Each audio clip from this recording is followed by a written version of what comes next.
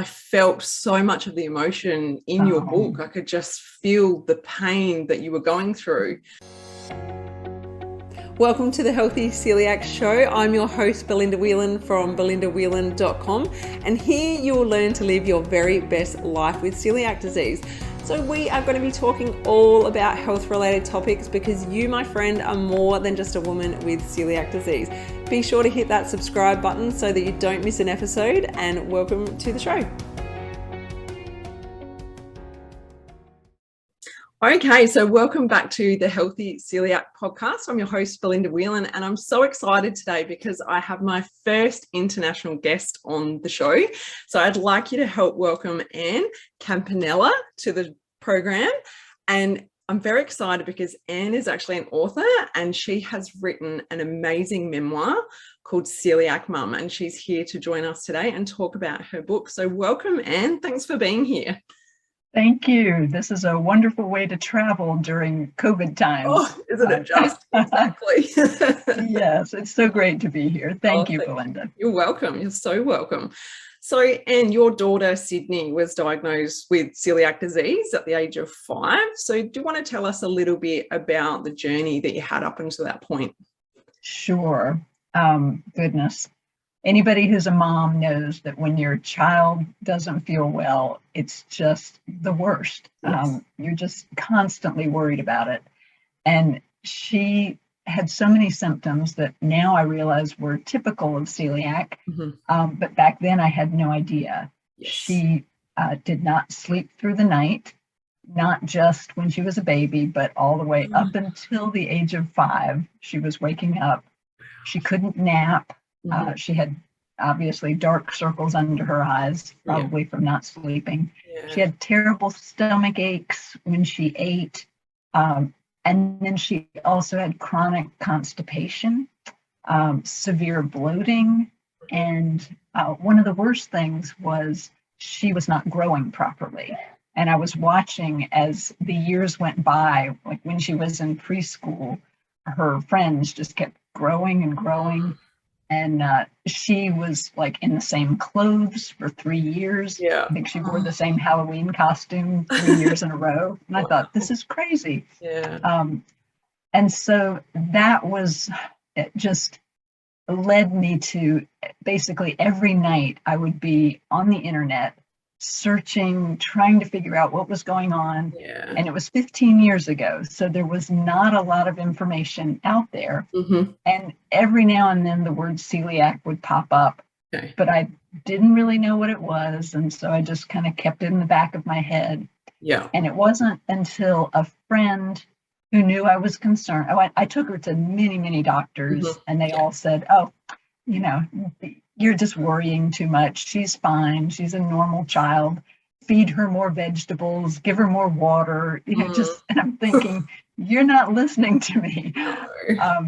But finally, a friend who did understand that I was seriously concerned, she had somebody in her family who was not growing properly either. And she did not have celiac, but she was able to pass on the name of an endocrinologist who was wonderful. And within 5 minutes of talking to him, he was pretty sure that we should test her for celiac.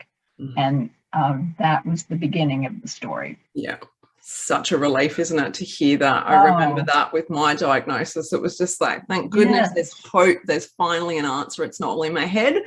And all these doctors that have told me that it's nothing for so long, there's a reason. So I felt so much of the emotion in your book. I could just feel the pain that you were going through. And my son, he's 5 and he's got non-celiac gluten sensitivity. So we went through a very, I guess, similar journey, but I guess not as extreme. But because I had celiac disease already, I was already on major watch. I knew what was going on. I could feel that these symptoms were very similar to celiac disease. So it took us a long time to get a diagnosis. I can't even imagine going through it without any knowledge of the celiac disease. So you've done amazing and changed your whole family's lifestyle and cooking and food, which I felt every ounce of that in your book. It was just incredible. So was definitely a journey. And Yes. I guess you'd have to read the book to really Yeah. get a sense of it, because I was not a cook. Mm-hmm. And my husband was not exactly sure he wanted to go on this journey with me. And he was pretty sure he did not have any issues with gluten. Yeah. But I was like, well, you know, if Sydney has to go through this, I just don't want her to be alone. So Yep. I'm going to try it. Yeah. And so struggling, first of all, just to feed her. That was Yes. my main goal. Yeah. And then I thought, well, if I'm feeding her this way, I'm going to feed myself this way. And eventually my husband realized if he wanted to eat anything that was in the house, he'd better start eating gluten-free. Exactly. So that worked out okay. Yeah. But again, not being a cook, I was just stumbling every step of the way and trying to figure out, how do I do this? And reading labels in the grocery store and getting headaches and thinking, this is not what I'm meant to do. You know, I am not. And yet, you know, I think God has a funny way of, you know, giving us what we really need. Exactly. And, yes. And really over time, it has been such a blessing to me and for my health. Yeah. Not to mention, Sydney just turned around so quickly. I mean, the first summer that we took her off of gluten, she sprouted about 3 inches. Yeah. And just to see that and to see the bloating dissipate and just the joy and the energy. When she was eating gluten, I thought that her personality was such that all she wanted to do was sit and read and be very quiet. Yeah. But I realized later that was just because she didn't have the energy to do anything more. Yes. And once she had gluten, she was just running around the house and being a normal toddler, which or 5-year-old. And that was just such a joy to see the change. Oh, absolutely. Definitely. It's incredible, isn't it? Just what food does to us, and to be able to make those changes. And like you said, it's hard. And I think a lot of people, when their child has been diagnosed with celiac disease, you do look at it like a blessing, because you see how much healthier and happier your child is. And as a result, both you and your husband have been able to go on and become healthier and look after your own lives as well. So I think in that respect, it really is a blessing. So wonderful. My husband jokes and says that it's improved his golf game at least 10 strokes. I love the part in your book how he was doing a trial for a week on gluten-free in the lead up to going away on a golf trip. And then he had was it a hot dog before he went away? He had a sub, just like that's right, a Subway, that's sandwich. right. Yes. And then he felt really sick and so and he called me and he was like, I'm never eating gluten again. And I thought, who is this? Who are you and what have you done with my husband? Exactly. But it's good when people work it out for themselves like that, isn't it, as well, that they realize they feel better. So very much. Although he is the one, if anybody's going to cheat, he will cheat every now and then.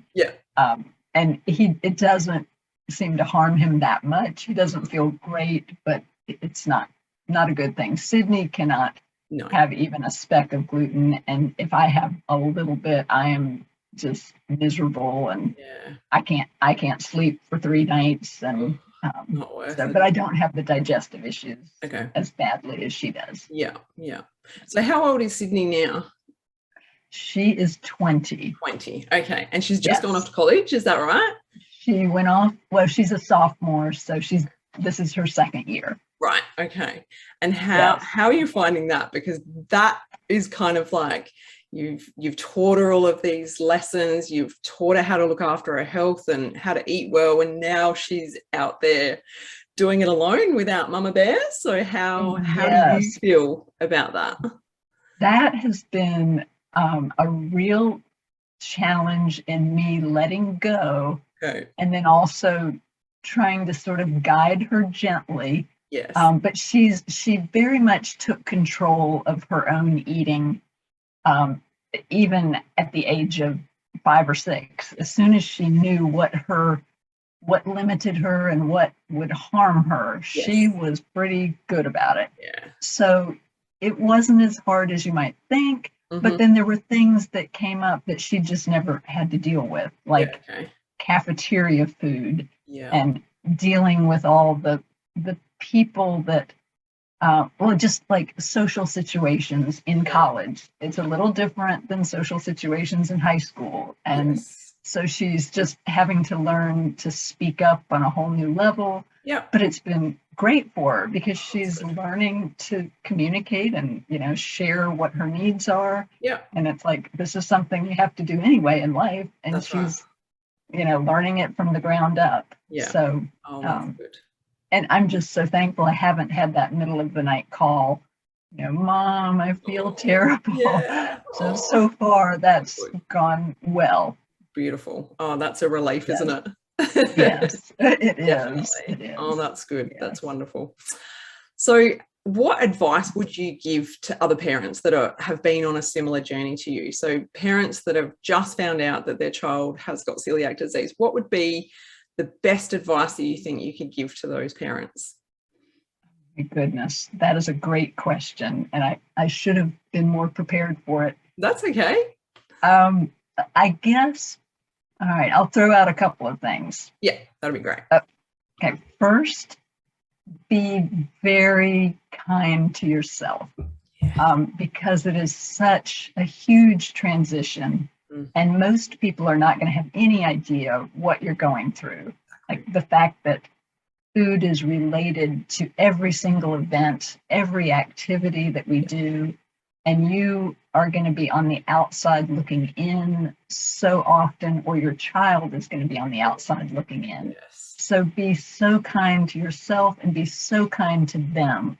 You know, every birthday party, they will not be able to eat the same food as all of their friends. And that's just, it's heartbreaking. And yet it's like, life isn't perfect and you can't go in expecting everything, you know, a bowl of cherries for every situation. Yeah.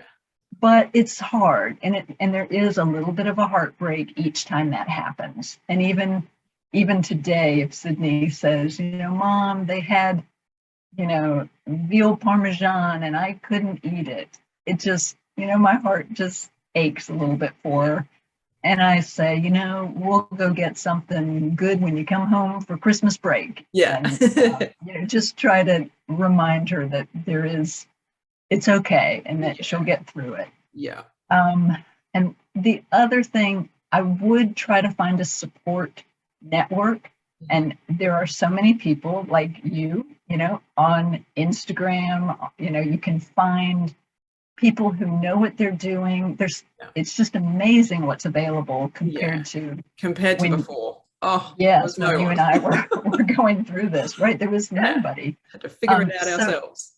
Yes. So there really is just so much information out there. And if you can connect with a nutritionist or a dietitian, somebody that can give you the ropes, that's a great way to start. Definitely. The other thing I would suggest, because this helped me, a friend of mine said, you know, Ann, let me help you at least get a couple of meals that you know you can feed your child. Yeah. And so finding, you know, 3, 4, 5 meals that are easy to fix. For me as a non-cook, that was number one.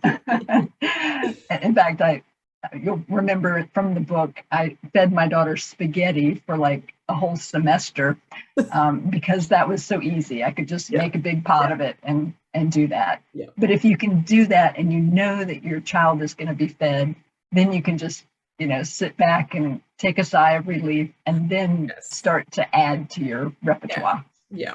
Definitely. Now, I love how you just mentioned about being kind to yourself, because what I hear a lot from parents is there's a lot of guilt. They feel guilty that their child has got celiac disease and they don't. They want to take it away from them and have that. So it is very important as a parent to look after yourself and not feel guilty, because as much as we want to take our child's pain away, we've just got to empower them and teach them how to live with it, I guess, is the best thing that we can do, isn't it? Yeah. Exactly. And if you can really take on the idea that while it's hard right now, it will be a blessing for your child in the future. Yes. They will learn so much through this journey. Yeah. And so, you know, that's a huge thing, which I had no idea when I started. I was just like, oh, woe is me, poor me, poor me. Yeah. Stages of emotions, a roller coaster. Yes, yes. And part of it was because I couldn't go to my mom. She had Alzheimer's, and I couldn't go to her and say, Mom, how do I deal with this? Yeah. But so if you don't have a mom, you don't have that support, there are people out there that can provide that for you and just give you the perspective that it will be okay. In fact, it'll be better than okay. Yeah, I totally agree. It's definitely tough in the beginning, but it gets easier, and then life becomes wonderful again. And yes. And when you think of the health that you regain by eating properly and nourishing your body, it's like you get a whole new sense of vibrancy, both for you and your child if you join them on the journey. Yeah, I agree. Absolutely. That's wonderful. I love everything that you've shared. That's wonderful. Oh, thank you, Belinda. So before we wrap up, do you want to share a little bit more about your book and where we can find it? If people want to purchase it for themselves and read it, where can we find that? Sure, I would love to. It is available on Amazon, and it is available in Australia, I believe. Yep. And you can go to the Amazon website, or you can go to my website, which is anncampanella.com. Or you can go to my Instagram account, which is gluten-free for good. And if you go to my bio, it's easy to find Celiac Mom there. Okay, beautiful. I'll pop some links below in the show notes as well. So okay, great. Find those places easy for them. So yeah. Is there anything else that you'd like to share with the listeners before we go? I just want to say thank you, Belinda, for doing the work that you're doing. I've been listening to your podcast and kind of catching up on some of your episodes and just thinking, what an amazing gift it is. It's like a handrail for people to just take the journey one step at a time. And it is really something special. So I so appreciate it. Oh, thank you. I appreciate you saying that. That's beautiful. It made me cry. But yeah, it is true. The more of us that talk about it and bring awareness, the more we can help others. So I really appreciate you as well and your book. And I hope that our listeners go out and purchase it and read it. And I actually think that your book would be an amazing resource for people to share with their family, because there's so much rawness and emotion in it that I think if people shared that with their loved ones, they would get why we need to feed our children gluten-free. They would understand why we ask all the questions, and we need to know, what have you prepared this food on, and all of the things that go with making sure our children are safe. So I think your book would be amazing, not only for people with celiac disease, but for their loved ones to learn more about this autoimmune condition. Thank you. Thank you. That reminds me, when I had finished the manuscript, I actually gave it to Sydney's grandfather, who was not a big proponent of celiac and gluten-free and was not really supportive. But after he read the manuscript, he had tears in his eyes, and he came to Sydney and said, "You're my hero." Oh, and that just really filled my heart. Yeah. So I thank you for that. And I do believe that memoirs tell a story and they educate through that. And it's sort of an easier way to learn about something scientific that like celiac than having to read, lots and lots of scientific journals so hopefully it's an easy way for the medicine to go down. Yes, I think you've done it perfectly in that respect, definitely. Oh, thank you. Thank you. No, you're welcome. Appreciate that. All right. Well, thank you so much for being on the show. I'm beyond excited that we made this happen, because we're in completely different time zones and countries. So thank you so much, Anne, for being on the show. And you're welcome. I'm excited to share your book with everyone, and hopefully you get more people to be able to be more aware of celiac disease through your amazing memoir. So yeah, thanks for being on the show. Thank you, Belinda. And I will be sharing your information also to people who are looking for resources. Yeah, that'd be great. Thank you so much. You're welcome. If you enjoyed this episode, head to belindawhelan.com to get yourself a free copy of my exclusive ebook, 11 Mistakes People Make Going Gluten-Free Living with Celiac Disease.